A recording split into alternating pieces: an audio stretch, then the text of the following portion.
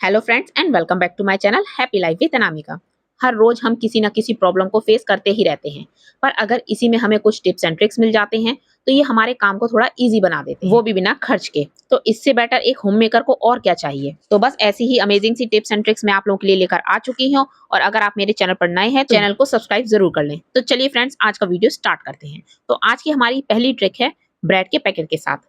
जब भी हम इस तरीके से ब्रेड लाते हैं तो उसमें आपने देखा होगा ऊपर की तरफ इस तरीके का एक प्लास्टिक का टाई करने के लिए क्लिप लगी रहती है, जिसको हम खोल लेते हैं, ब्रेड को यूज करते हैं और उसके बाद में पैकेट के साथ इसको भी फेंक देते हैं।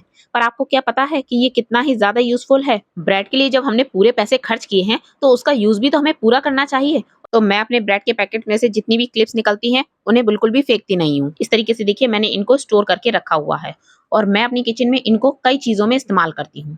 तो किन किन चीजों में मैंने इसका इस्तेमाल किया है आइए मैं आपको बताती हूँ।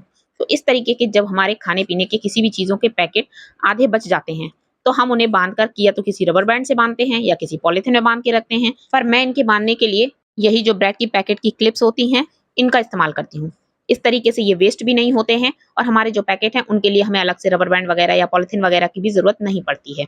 इस तरीके से देखिए जितने भी पैकेट्स वगैरह होते हैं मैं इनको इस तरीके से आप उनको टर्न कीजिए और उसके बाद एक क्लिप लीजिए और इस क्लिप को आप इसमें लगा दीजिए। तो इस तरीके से जब आप इसमें क्लिप लगा देंगे तो आप देखेंगे कि ये बहुत अच्छे से बनता है। और आपने ब्रेड के पैकेट के साथ इसको देखा होगा तो ये बहुत ही ज्यादा टाइट होता है, इसको आप जिस तरीके से चाहेंगे उस तरीके से ये मुड़ जाता है। तो इस तरीके से जब भी ब्रेड के पैकेट में से इस तरीके की क्लिप्स निकले आप उन्हें बिल्कुल मत फेंकिएगा, उनको स्टोर करके रखिए और अपने पैकेट को बांध कर रखने के काम में आएंगे। तो इस तरीके से देखिए ना, हुआ ना पूरा पैसा वसूल।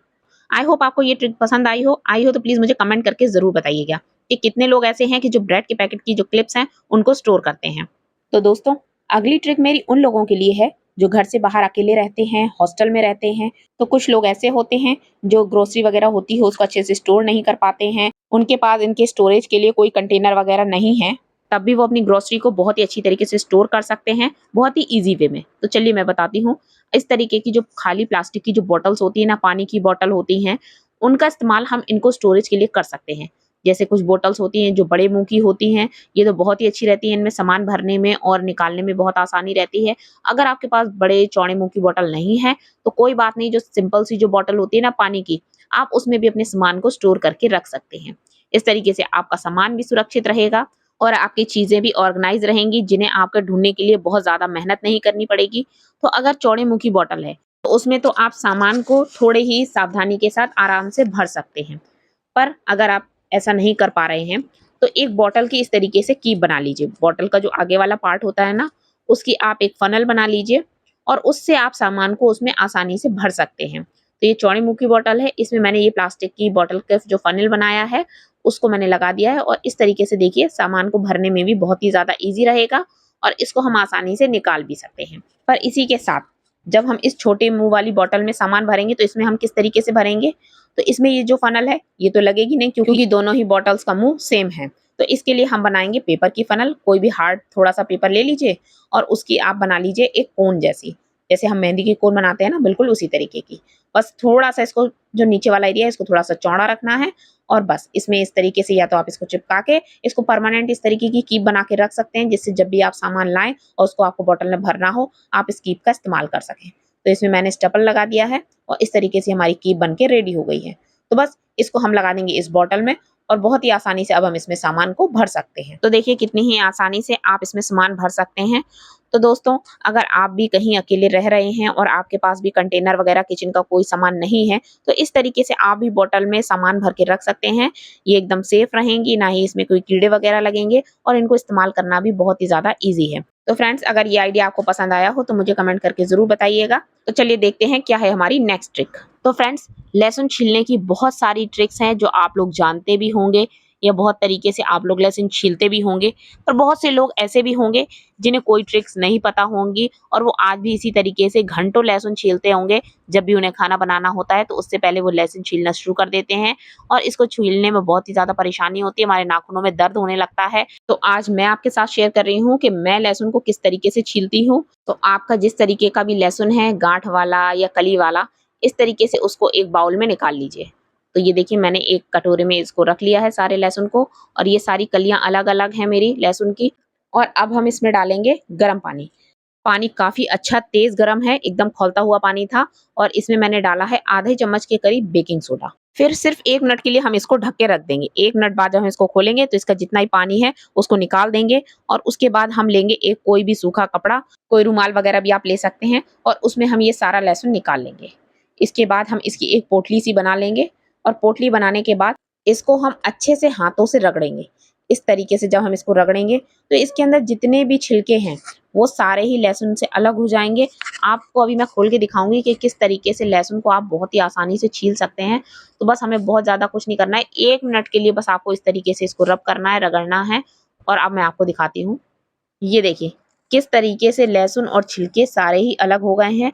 थोड़े बहुत जो बचे हैं, बहुत ज़्यादा जो छोटे लहसुन होते हैं ना, वो उनका थोड़ा बहुत बचा है, तो उनके भी जो छिलके हैं वो बहुत ज़्यादा सॉफ्ट हो चुके हैं, तो उन्हें आप हाथों से छील सकते हैं। बहुत आसानी से वो छिल जाएँगे। वरना जितना भी और लहसुन है तो देखिए आपको बिल्कुल भी मेहनत नहीं करनी पड़ेगी। तो इस तरीके से आप अगर लहसुन छीलेंगे तो बहुत ही आसानी से आप लहसुन छील लेंगे। ढेरों लहसुन, कितना भी लहसुन हो, अब आपको छीलने में कोई भी परेशानी नहीं होगी। तो देखिए इस तरीके से मैंने इस लहसुन को स्टोर कर लिया है।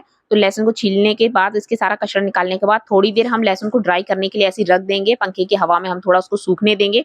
उसके बाद मैंने एक कंटेनर ले लिया है और इसमें टिश्यू पेपर लगा के मैं इस तरीके से लहसुन को स्टोर करके रखती हूँ। तो फ्रेंड्स, अगर आपको थोड़ी भी ये ट्रिक पसंद आई हो तो मुझे कमेंट करके जरूर बताइएगा। और आज के वीडियो में अगर आपको कुछ भी पसंद आया हो तो प्लीज मेरे चैनल को सब्सक्राइब करना बिल्कुल मत भूलिएगा।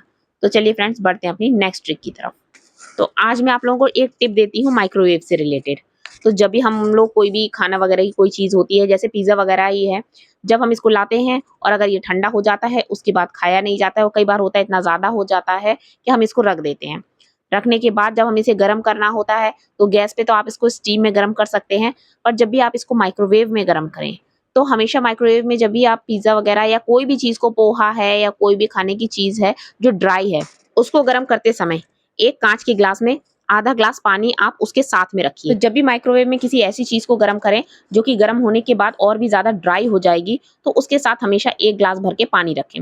1 ग्लास नहीं, आधा ग्लास पानी रखिए और उसके बाद हम इसमें जो भी चीज है उसको रखेंगे। तो जैसे मैंने ये पिज्जा की स्लाइस रख दी है और अब हम इसको गर्म करेंगे। तो गर्म करने के बाद आप देखेंगे कि इसका टेस्ट बिल्कुल वैसा ही है जैसा कि इसका बनने के तुरंत बाद टेस्ट होता है। जैसे एकदम गर्मा गर्म कोई चीज होती है ना, उसका टेस्ट और रखी हुई जो चीज होती है उसके टेस्ट में बहुत अंतर होता है। और इस तरीके से जब आप इसको गर्म करेंगे तो ये एकदम से ही फ्रेश हो जाएगा। तो देखिए पिज्जा बिल्कुल गर्म होने के बाद वैसा ही हो गया है जैसे कि अभी बिल्कुल मार्केट से आया है। तो फ्रेंड्स, अगर आपको ये ट्रिक पसंद आई हो तो आप भी इसको फॉलो जरूर करिएगा। चलिए बढ़ते अपनी नेक्स्ट ट्रिक की तरफ। तो दोस्तों, कुकर का इस्तेमाल तो हमारे घर में रोज होता है और इसकी जो रबड़ होती है, धीरे धीरे करके ये ढीली पड़ जाती है और ये अच्छे से कुकर में प्रेशर नहीं बनाती है। तो कई बार हम इसको सही करने के लिए इसको फ्रीजर में रख देते हैं, जिससे रबड़ थोड़ी टाइट हो जाती है और कुकर अच्छे से काम करने लगता है। पर बार बार जब हम इसको इस तरीके से सही करते हैं, उसके बाद कुछ दिन बाद ये फिर से खराब हो जाती है और हम फिर इसको उठाकर फेंक देते हैं। पर इसका भी हम बहुत अच्छा इस्तेमाल कर सकते हैं, क्योंकि जब कोई भी चीज़ एक पर्पस में यूज़ नहीं होती तो उसको हम दूसरा पर्पस में यूज़ करते हैं। तो जैसे मैंने ली है ये कपड़े की क्लिप्स। जब भी हम कपड़ों में क्लिप्स लगाते हैं तो क्लिप्स को हम या तो उसी में डोरी में लगा देते हैं, जिसकी वजह से धूप और पानी पड़ते पड़ते ये क्लिप्स खराब हो जाती हैं, या फिर हम इन्हें उठाकर रख देते हैं। फिर जब हम कपड़े टांगते हैं उसके बाद फिर से हम क्लिप्स सारी ढूंढते हैं और उसके बाद एक एक करके कपड़े में लगाते हैं। इस तरीके से आप इस जो रबड़ है इसमें इस तरीके से क्लिप लगा के रखिए। जहां भी आप अपने कपड़े वगैरह टांगते हैं डोरी के पास, वहां पर इस रबड़ को टांग दीजिए और जब भी आपको क्लिप्स की ज़रूरत हो इसमें से क्लिप निकाल कर आप कपड़ों में लगा दीजिए और जब आपके कपड़े सूख जाएँ उसके बाद वापस क्लिप को इसी में लगा दीजिए। तो इस तरीके से आपकी जो क्लिप्स हैं वो सेफ रहेंगी, कहीं खोएंगी नहीं। तो इस तरीके से इस रबड़ का भी बढ़िया इस्तेमाल हो गया है और जो हमारी क्लिप्स हैं वो भी सारी अच्छे से ऑर्गेनाइज हो गई हैं। तो दोस्तों, इसी तरीके से हर एक चीज़ को फेंकने से पहले थोड़ा सोचा ज़रूर करिए कि इस चीज़ का हम इस्तेमाल किस में कर सकते हैं। तो इस तरीके से घर की बहुत छोटी-छोटी चीज़ें होती हैं जिन्हें हम उठाकर फेंक देते हैं और जो कि हमारे बहुत ही काम में आ सकती हैं। तो फ्रेंड्स, अगर आपको ये ट्रिक पसंद आई हो तो प्लीज़ मुझे कमेंट करके ज़रूर बताइएगा। तो चलिए चलते हैं अपनी नेक्स्ट ट्रिक की तरफ। तो दोस्तों, अब जो मैं ट्रिक बताने जा रही हूँ ना, ये उनके लिए बहुत ही ज़्यादा फ़ायदेमंद है जिनके घर में छोटे बच्चे हैं। जैसे मेरे घर में मेरी बेटी है, 4 साल की मेरी बेटी है, तो जब भी वो बॉडी लोशन लेती है तो इस तरीके से जब दबाती है तो ढेर सारा बॉडी लोशन एक बार में निकल के आ जाता है। तो इस तरीके से बहुत सारा बॉडी लोशन जो है वो वेस्ट होता है या हैंड वॉश होता है, उसका भी इस्तेमाल बच्चे इसी तरीके से करते हैं और एक बार में इतना ज़्यादा आ जाता है, मतलब बच्चे तो क्या, कभी-कभी हम लोग भी जब इसका इस्तेमाल करते हैं और एक बार में बहुत सारा निकल आता है, फिर वापस इसको खोलकर हम डालते नहीं हैं और इसका हम इस्तेमाल करते हैं और ये बिना मतलब का बर्बाद होता है। तो अब जो मैं आपको ट्रिक बता रही हूँ, तो उससे इस तरीके के बॉडी लोशन, क्रीम या हैंड वॉश वगैरह किसी की भी बर्बादी बिल्कुल नहीं होगी। तो इसके लिए हमें लेना है एक रबर बैंड और उसके बाद इसका जो पंप वाला एरिया है उसमें हम इस तरीके से इसको लगा देंगे। तो 1, 2, 3 जितनी भी गांठ इसमें लग जाएं, इसको आप लगा दीजिए और फिर इसके बाद जब आप इसको दबाएंगे ना, तो इसमें से बहुत ज़्यादा बॉडी लोशन नहीं निकलेगा, थोड़ा-थोड़ा करके ही बॉडी लोशन आएगा। तो इस तरीके से ये बर्बाद भी नहीं होगा और आपको जितना लेना है उतना काम में लीजिए। तो इसी तरीके से आप hand wash, cream, body lotion जिस तरीके की भी जो पंप वाली चीज़ें होती हैं ना, उनमें इस जुगाड़ को आप लगा सकते हैं। तो फ्रेंड्स, आज की आपको कौन सी ट्रिक सबसे बेस्ट लगी है मुझे कमेंट करके ज़रूर बताइएगा। और इसी के साथ आज की वीडियो का एंड करती हूँ। जल्द ही मिलती हूँ एक नए वीडियो में। तब तक के लिए bye bye and take care.